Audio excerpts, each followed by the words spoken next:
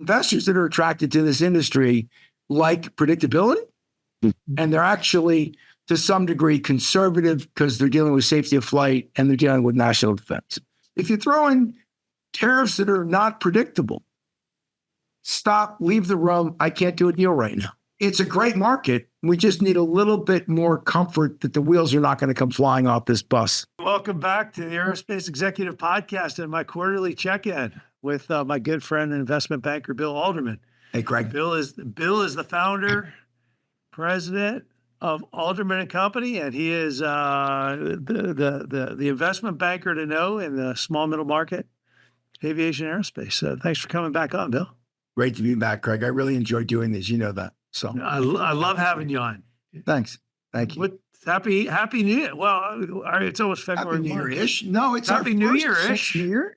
I know we've spoken directly, but first podcast since the new year. Yeah, thank you. I think we're all optimistic that 25 will be a good year, right?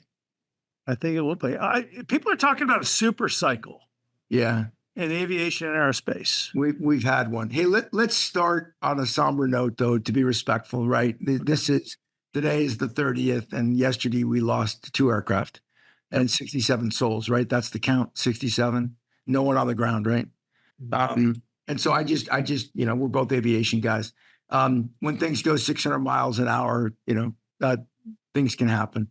And, on approach and a helicopter hit that flight last night and they hit each other. I'm not saying anybody hit anybody, but they collided and there's a loss of life. Eventually we'll find out what happened and we'll learn from it, but just a moment of respect, right? You and I are both pilots.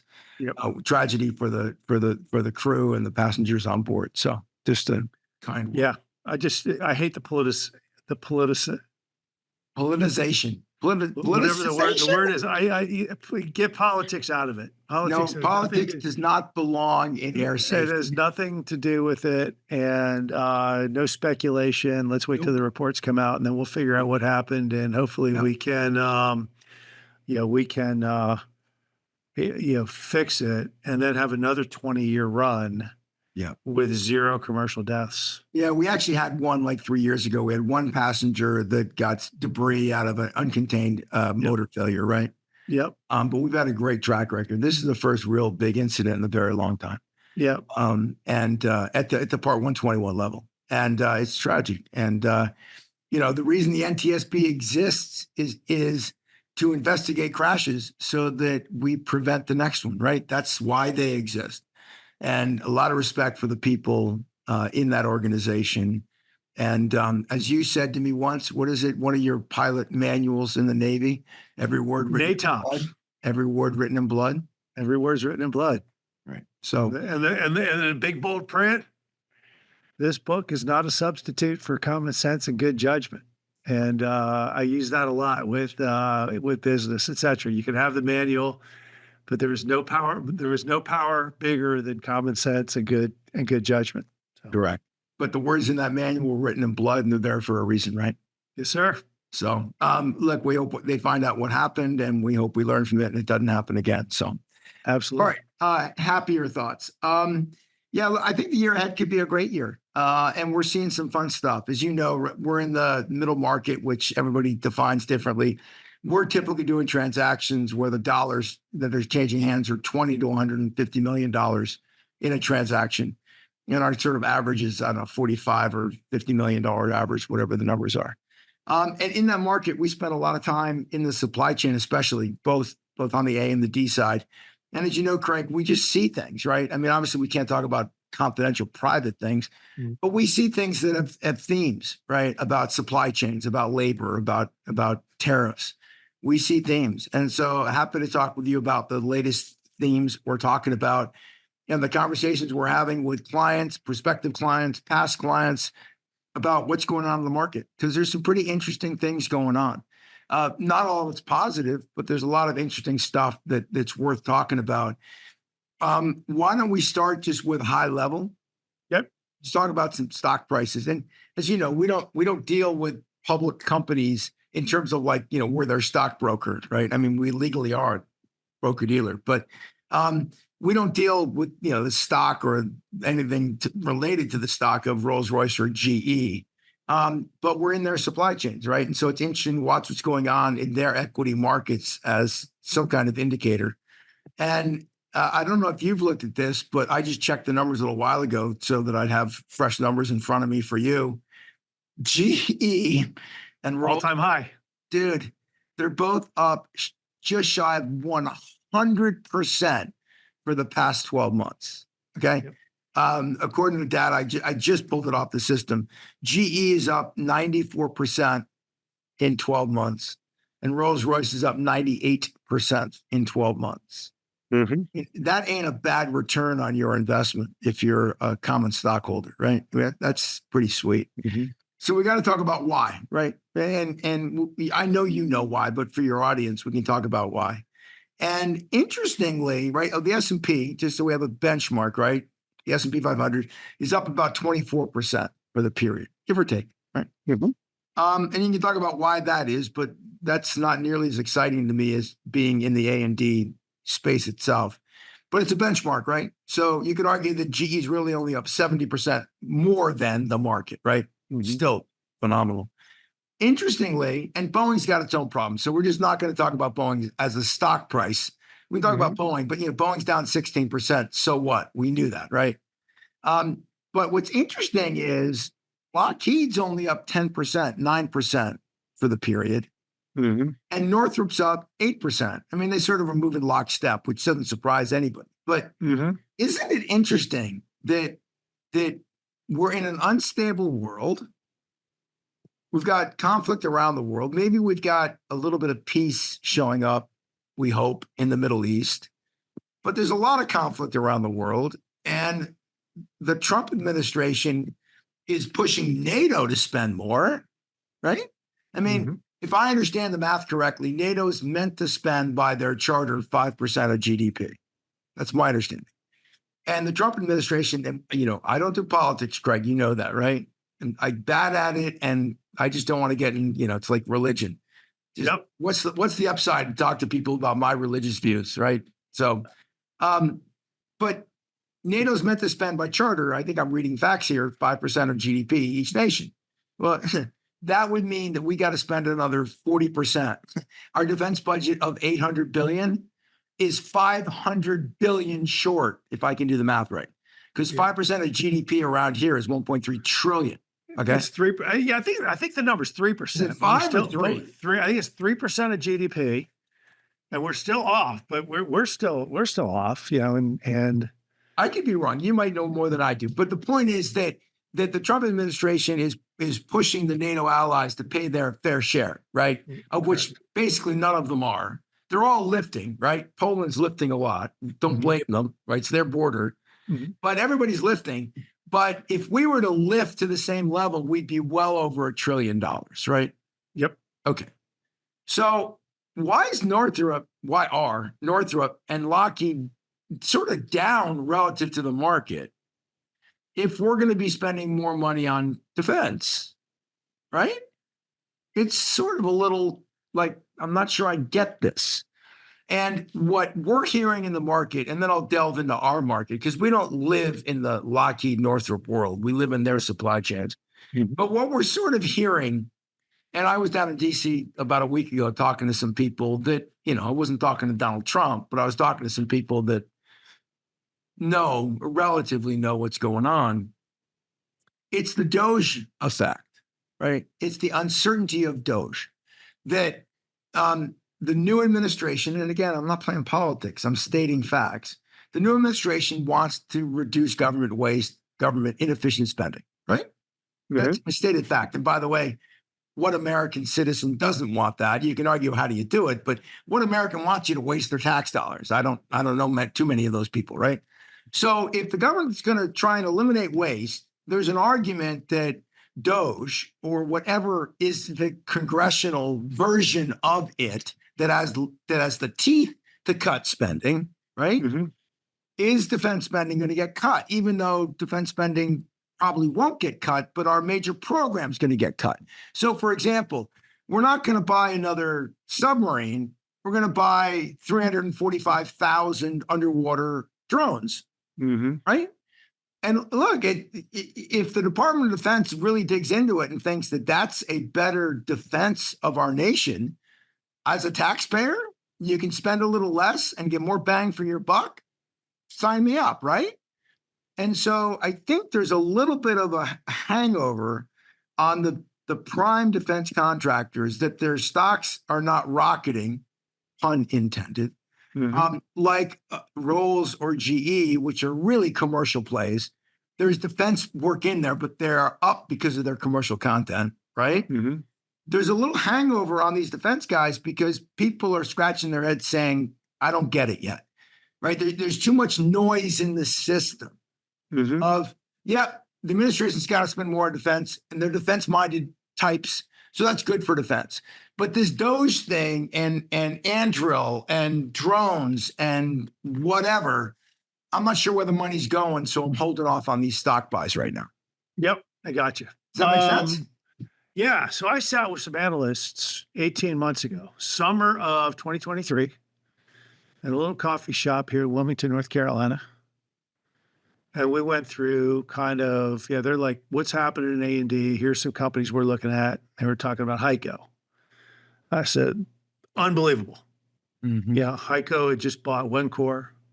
And I'm like, you guys, it's a dominant player. You got to look at the themes in this thing. And I spelled out for them the GE thesis. I said, I'm all over GE right now. I think GE stock was about $90 back then. Yeah. I said, here's why. It's a de facto monopoly in a lot of ways. That's a big word, Craig. Look. This podcast, can we call it a duopoly? All right, we'll call it a duopoly. It's really three players, to be fair. And the reason I'm going to say no is because I was just talking to somebody at Pratt & Whitney today. Yeah. And they are their numbers are a mess.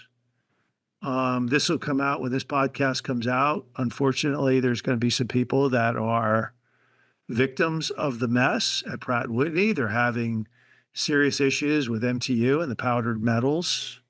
Yeah, that's arena. Going. That's and look, I you know this industry as well as I do. It's like, hey, look, the GTF is a great engine when it performs, but if there's questions around it, people are going to go buy LEAP. Look, it's safety of flight and it's grounding of aircraft, and these assets are so expensive. They can't, right? You know this, Craig. Those motors should never get cold, right? Literally, right?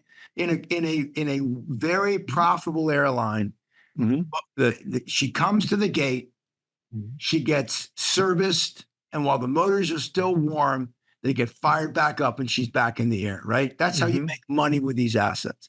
So, yes, Raytheon Pratt has a lot of work to do, but regardless, you call it a duopoly, call it or whatever. But these, and I'm not pointing fingers anywhere. Look, it's hard.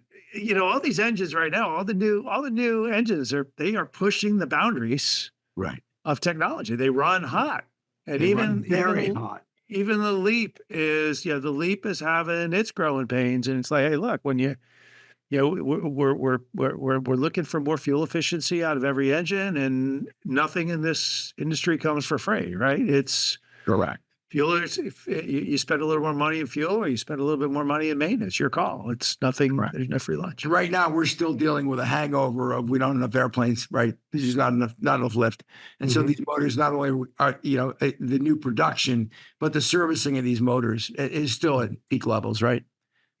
And the servicing of the motors and maintenance contracts can be very profitable. But let's talk about what's down in the supply chain. Okay. And what we're seeing down in the supply chain, two things. We continue to see the aftermarket be extremely profitable, right, for commercial aviation. And it's probably going to stay pretty warm for a while, right? Have we reached the peak? Yeah, probably reached the peak. I mean, you can always add nominal inflation, and so things can go up a little bit, right? But in terms of true economics, we may be at the peak, but I don't see a big downturn. And by that, what I mean is it's not going to be tomorrow that Airbus gets its narrow body production up to high numbers. It's not. Mhm. And it's not going to be tomorrow that the MAX comes back online to 38 a month. Although, management is saying that they're going to get there. They have a path to it. God bless them. I hope they do. Yep. But even if they got to 38 a month, there's a hangover from the pandemic still. Yeah. And so we have a long way to get the kind of lift back in the skies that the skies want. Okay, the traveling public ones. So that means the aftermarket's in a very good place. It's going to stay very good. And that to me is why Rolls-Royce and GE are up so much. Yes, new production is coming back online, but it's a very, very healthy operating market. And when you operate airplanes, you need to maintain your engines. Okay. Yep. So I agree. Good for them. Let's talk about, though, defense, and let's talk about tariffs, because we're hearing a lot of this noise in our client base. Mhm. And buyers of, and I'm sure this is true, billion-dollar deals, but we don't do very many billion-dollar deals. We were actually on the HEICO Wencor deal, but we were a junior player. Down in the supply chain, buyers like some level of predictability and certainty.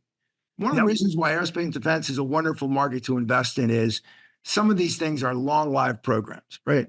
I mean, if you're making a widget on the B-52, dude, that's a 70-year run for your production line. Right? Am I wrong? TransDime. Am I wrong? I mean, No. there's certain things on the B-52 that have been upgraded and all the rest, but the landing gear turns based on a crosswind, right? Still does, always did. So if you're on the systems that are managing the actuation of those landing gear, it may have gotten updated a few times, but I bet you if you're on the original production type certificate, you're probably still on it 70 years later. Absolutely. God bless, right? God bless. So these are long life programs and weapon systems, right? I mean, when you were flying on aircraft carriers, how old was your airplane and how old was the boat? I'm serious. Well, let's see. The boat was the boat's razor blades. Now you're shaving with it. It was the USS Ranger. I did her last 2 cruises. But how old was she when she were landing on her deck? How old was she? She was commissioned 1960, 1961, 1990, about 30-some years old. 30-year-old boat, right? Okay. Airplanes were. How old was your airplane? I don't know. The airplanes were probably 10 years. Yeah, 5. They weren't that old. They're the last group. But I'll tell you this: on the USS Midway, there is an E-2 Hawkeye. I love it. It's a museum piece, right? If it's a museum piece. I'm embarrassed to say I did an acceptance flight on that airplane when it came out of depot. You got hair on your head, but you're old. But the point I'm making is that these systems are not like iPhones. Like, well, there'll be another one out in 6 months, right? Yeah. These are major systems that will go years, and so people that are attracted to this industry, not that we're all stuffy and don't like change, but we love predictability. I want to be on a program for 20 years. Well, join the industry, right? You get on the A321 deal right now, you'll be making parts for that thing in 2040, guaranteed, right? All right. So we like stability, and also we're dealing with lives, whether they're military lives or safety of flight. So investors that are attracted to this industry like predictability, and they're actually, to some degree, conservative because they're dealing with safety of flight and they're dealing with national defense. Okay. So in that regard, they like some level of predictability and stability in your projections. And here's where I come to the current discussion about tariffs. When we're selling a company and they've got their projections and they're showing 8% growth or 12% growth, and it's based on this program, that platform, and these delivery schedules, it's like, what's there to worry about? Yep. I mean, okay, something major could happen, but I mean, if the world keeps rotating in the same direction, you're probably going to keep shipping these parts. Right. Well, throw in tariffs, okay? Throw in big tariffs. Throw in big tariffs against Europe. I can make a mess of everything, right? So what? I'm not sure it will if they're relatively low tariffs and they're used intelligently, right? I've read some economic papers that make an argument that tariffs cause a one-time jump of price levels, Mhm. and then they can create, they don't cause instability, double negative. But if you put a tariff on a good, then what you wind up with is that good on the receiving end is more expensive. Mhm. And then if nothing else changes, you're at a price level that is changed, and then everything else is the same. Okay? Let's just. This is how complex it gets. So this is what makes my brain. I'll take a Bombardier Global Express, Okay. made in Canada Yes, sir. with GE engines. GE engines. Rockwell Collins Yep. Avionics. Yep. Parker. Yeah, Parker Fuel- System. fuel systems? Fuel systems. Yep. Yeah. What else? It's what Made else? all over the world. I mean, you talk about, look, the vast majority of it's assembled in Canada, Right? a lot of U.S. and a lot of European parts, and then the vast majority of buyers are American. I'm like, all right, so Now what? Right. now what? Now what? And that just shows the complexity of the aerospace supply chain. So here's what we're hearing in the boardroom, okay, Mhm. between a buyer and a seller. Gee whiz, you've got a lot of content going both directions. You got some sales, right, that are ultimately, so you're selling to Bombardier. Great. You're selling a widget to Bombardier. But some of those orders are going to European customers. Mhm. Well, if these tariffs go crazy, are those orders going to get canceled? Might. Right? If these tariffs go crazy, is that airplane going to get so expensive no one wants to buy it? Right? If these tariffs go crazy, what about your raw materials, some of which you're buying from overseas? Are they going to react to tariffs and raise their prices? Right? So Mhm. the problem is that when you're doing mergers and acquisitions, the buyers want to know, how are your projections looking and are they reasonable? If you throw in tariffs that are not predictable, stop, leave the room. I can't do a deal right now. Yep. It's not that I don't want to buy your company. It's that no one knows how this Rubik cube, it's three-dimensional chess, and no one knows what tariffs the administration is going to announce tomorrow on Twitter. Yeah. And what the response will be from X country as a response. Yeah, I Right. agree.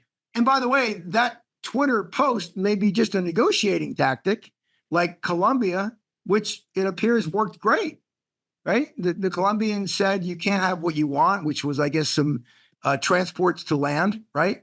With returning some citizens, right?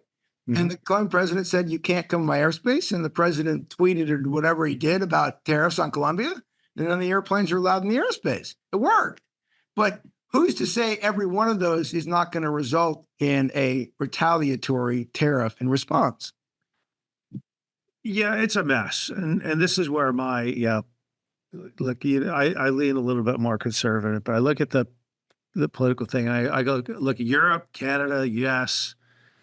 There is a general respect for IP across the Western world. International law. International law and respect for IP. And I won't name names, but there's one country out there that has not respected IP very much, and it has subsidized every industry, and it is now, and I think that's kind of where you look at AVIC, Yep. using a lot of US parts, which are, how long is that China going to be a Boeing or Airbus customer? Right. Probably not very long. I mean, if I was Boeing, I wouldn't be counting on a whole lot of 737s being sold. Yeah. Correct. No, look, I believe, it's been publicly stated that the current administration's tariff agenda is predominantly aimed at China. And that's not a secret. And that's not a political comment on my part. That's stating the fact of what the administration has said. And the issue for us in the middle market of A&D doing M&A is not, do we like it or not, or agree with it or not? It's what's its impact on our business, right? Bingo. Yep. And the impact on our business is it's creating uncertainty for buyers and sellers, and that's slowing things down a little bit. Now, it's hard for me to say I believe this. I can only do this anecdotally. We are seeing a dramatic change in the level of uncertainty. Right after the election, there was a massive amount of uncertainty because the president talked about some of these things while he was campaigning. Mhm. You know, it wasn't like he got elected or became president and all this stuff came out of the woodwork. These were some of his campaign pledges, right? So it's not like it's news. But when he won the election, people could say, okay, he's elected. If he does what he says he's going to do, these things are going to impact our market, right? So Yep. the level of uncertainty went up exponentially election night. Okay, Mhm. once it was known he was going to win or predicted he was going to win. And then the uncertainty went through the roof. And so our phones were ringing and not ringing with people saying, hey, Bill, we don't know what to do with this, right? And our response would be, yeah, Donald Trump didn't call me last night to tell me where this is going, right? So I don't Yeah. know either. It's interesting that up to the inauguration date, the level of uncertainty sort of the level of uncertainty was stable. Okay. Yep. Since he's been elected and some of these things are coming out and they appear to be more negotiating tactic and much less draconian. I mean, there's some statements that were out there about massive tariffs on Canada, right? Massive tariffs on Mexico, right? Massive. Yeah, Right? exactly. I mean, like shutting down trade comments, right? Right. Which people didn't know if they were serious or not because they didn't know. Well, you can't not believe it. I mean, yeah, they're like, yeah, is this a little bit of negotiating? Well, I got to take the. We threat don't for know. real. You don't know, right? Yeah. And look, business people love predictability, right? Yeah. Right. I mean, you know, that's who we are. Of course. And especially in A and D, there's an enhanced level of desire to have some predictability, right? Mhm. And so what we've seen, and look, the inauguration was what, 10 days ago? Right? Yep. What we've seen in the past 10 days is an actual calming down of concern. It's not that it's gone away at all. When we're Right. at meetings today, it's still, hey, what do you think about this tariff? Right? It's there. But people are more like, oh, yeah, okay, I get it. Okay, 10% tariff on Colombia. Oh, that was just to get those transport on the ground. Okay, that's cool, right?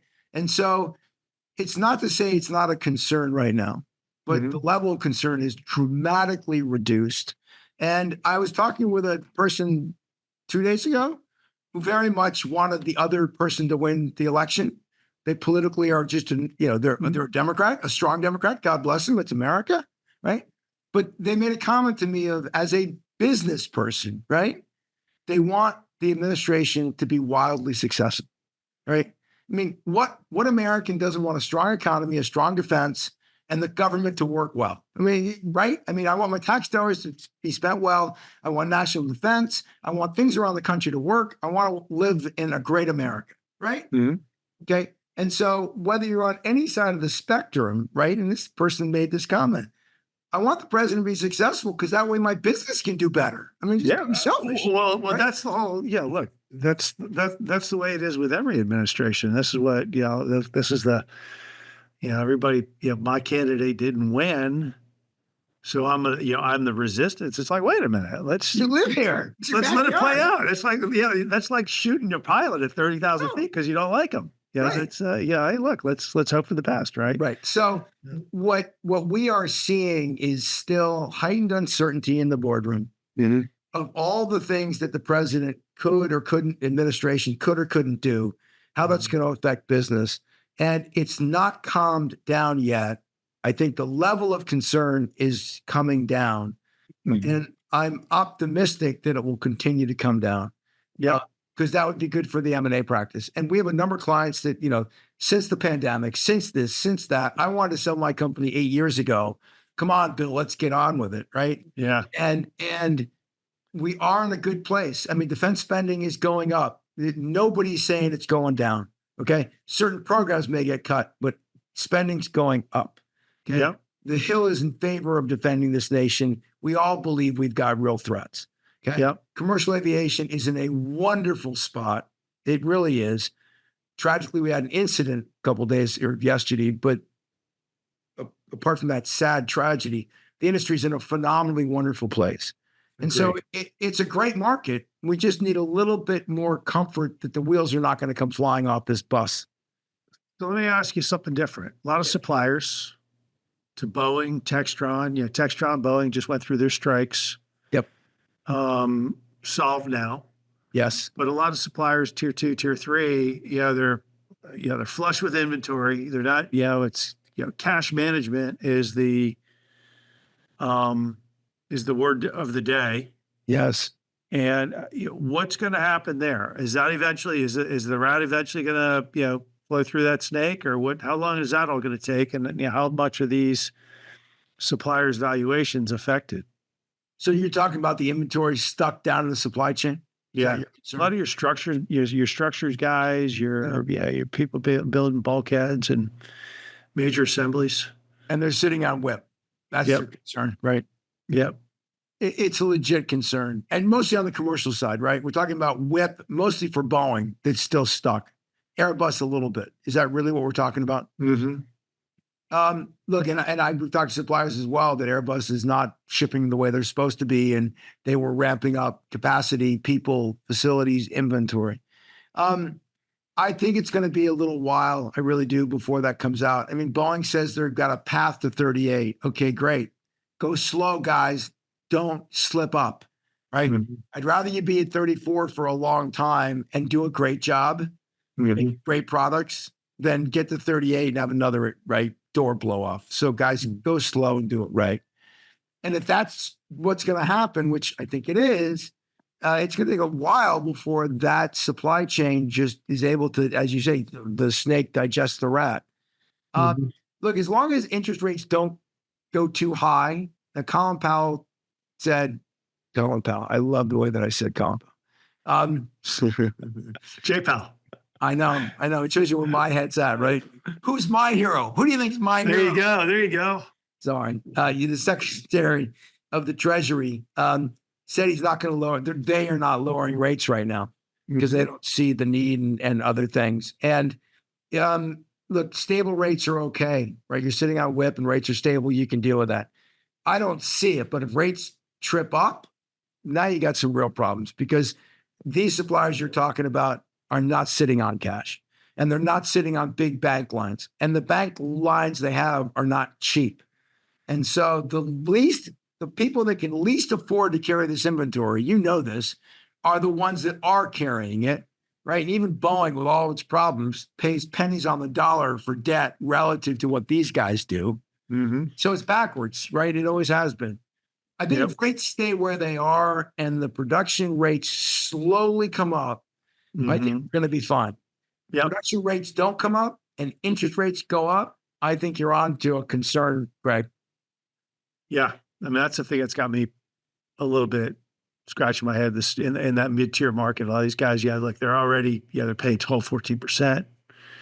Yeah, interest rates. I want to get into the money lending business, so that's the case. But they're paying huge interest rates, and then they're 60, 90, 120-day payment, net payment terms. So, whoa. And I don't want to name some of these tier ones, but let's just say tier ones.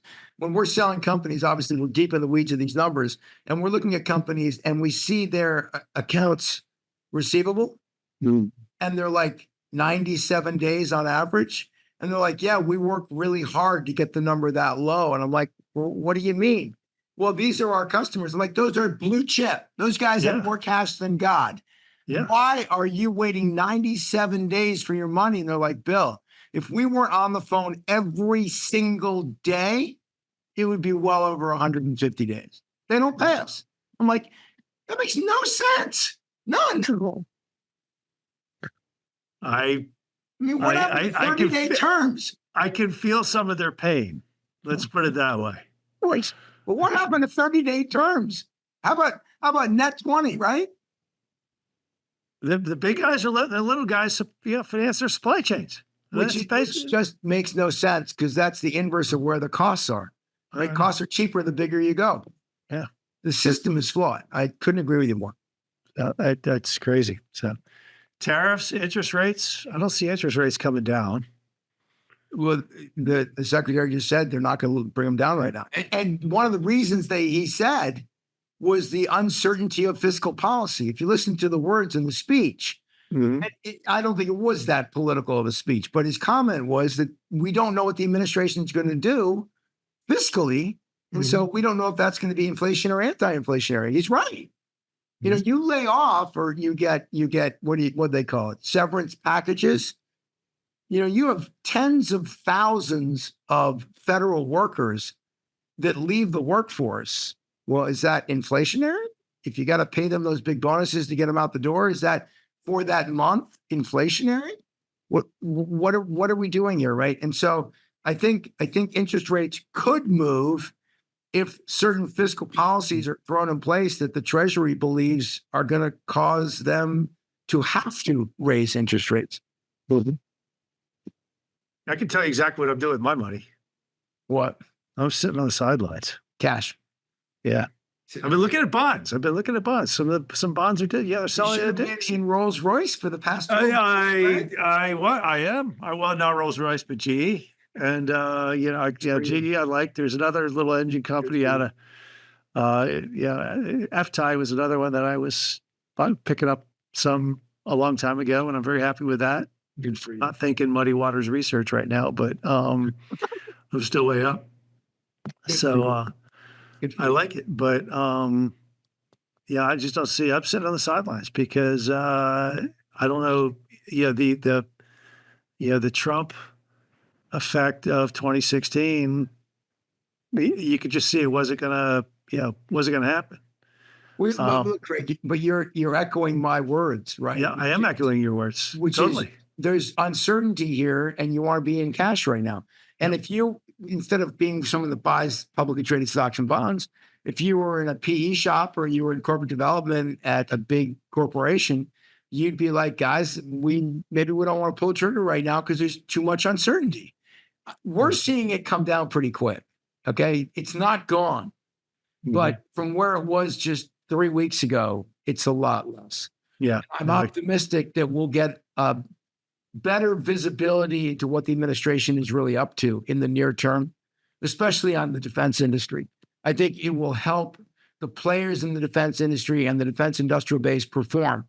And now I'm going to make a closing comment about national defense, not about my business. The defense industrial base in the United States is not strong enough.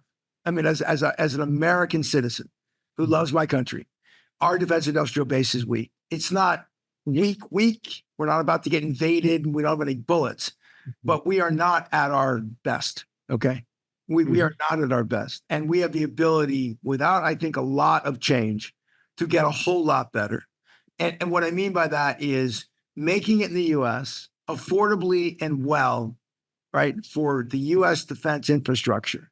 And the U.S. DIB was, for whatever reason, and forget the politics, it just wasn't nurtured over the past X number of years. And I don't mean 4 years. I mean like 20 years. It hasn't been nurtured the way she should be.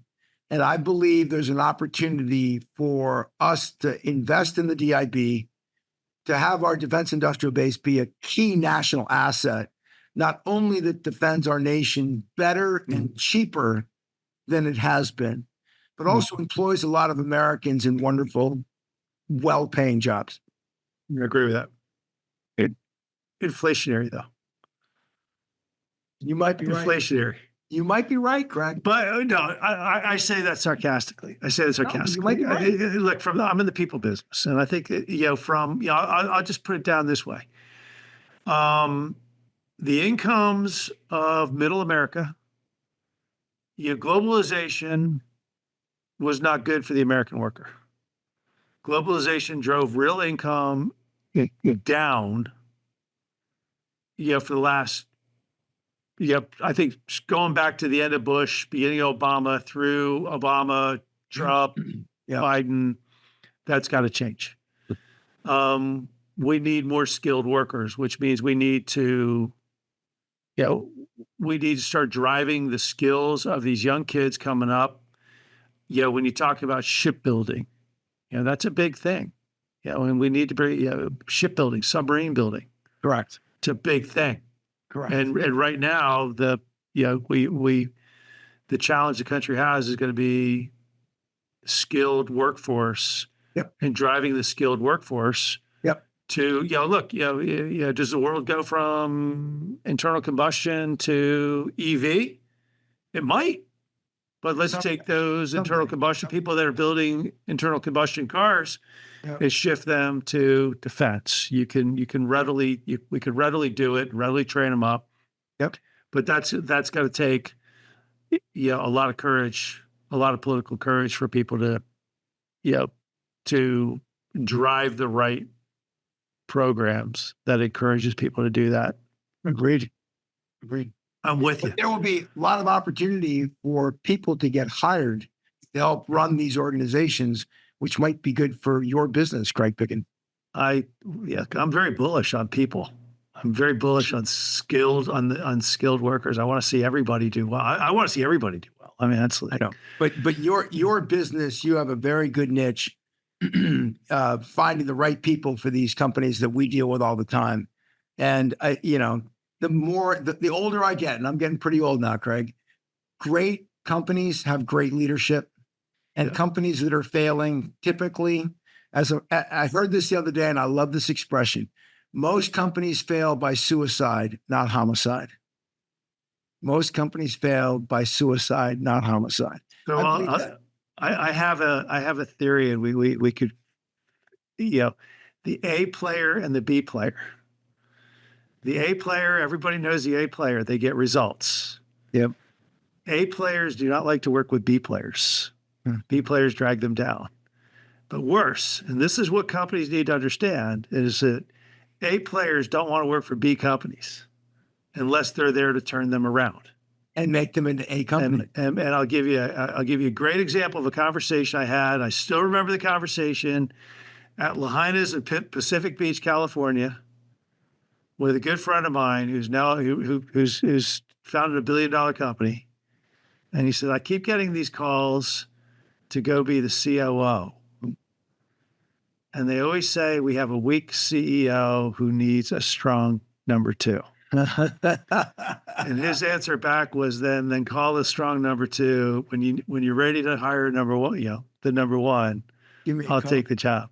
It's about the right people in the right place at the right time, and the country needs that right now.